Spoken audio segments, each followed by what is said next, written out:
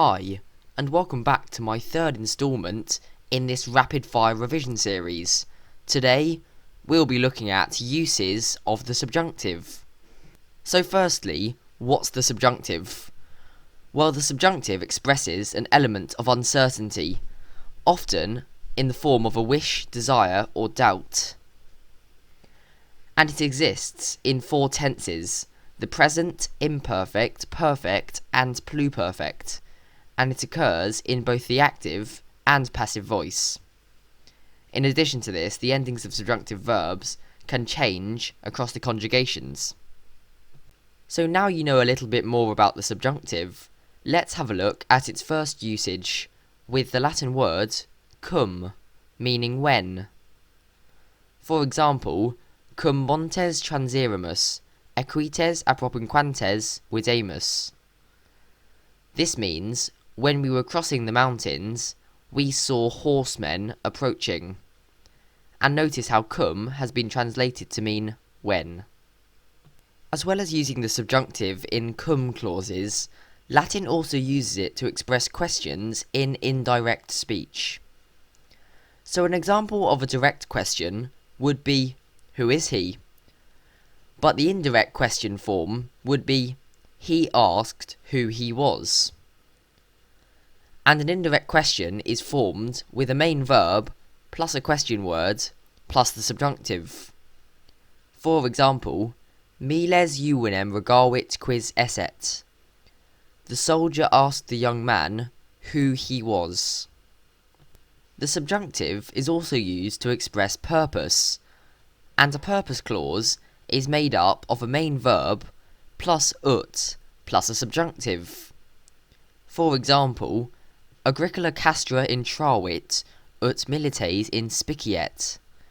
This means Agricola entered the camp to inspect the soldiers.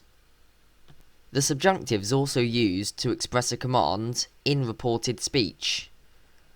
And an indirect command is formed with a verb of commanding plus ut plus a subjunctive.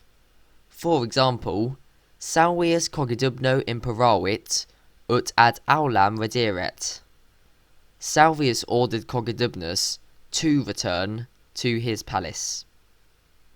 Next, result clauses, which express the result of a previous state of affairs. And these are formed with a word of extent, for example tam, meaning so, plus a main verb, plus ut, plus the subjunctive. For example, Tamiratus erat Salvius ut servum verberaret. Salvius was so angry that he hit the slave. Latin also uses the subjunctive with the word dum to mean until, and with the word priusquam to mean before. For example, expectabant dum centurio signum deret. This means literally, they were waiting until the centurion should give the signal. But more naturally, they were waiting for the centurion to give the signal. And second example, nobis fugiendum est, priusquam custodes nos conspiciant. We must run away before the guards catch sight of us. And finally, fearing clauses. These are formed with a verb of fearing plus ne plus a subjunctive. For example, timeo ne amici me hodie discedant. I am afraid that my friends will leave today. So now that we've quickly gone through all of the different types of statements involving the subjunctive, I'd like you to pause the video and attempt translating these 5 sentences. So hopefully you've had time to have a go at those, and the answers are up on the screen now.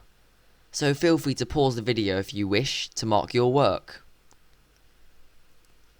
If you manage to achieve 4 out of 5 or higher, that is really impressive, and it shows that you have a solid grasp of the uses of the subjunctive. But anyway, thanks for watching, and I'll see you next time.